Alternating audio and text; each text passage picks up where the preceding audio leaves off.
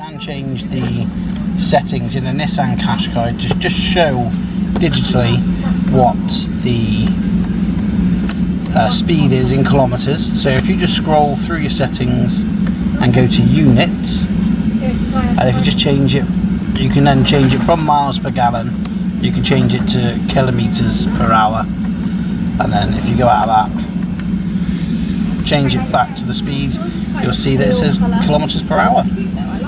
So you can do that on a Nissan Qashqai and most other cars, I guess.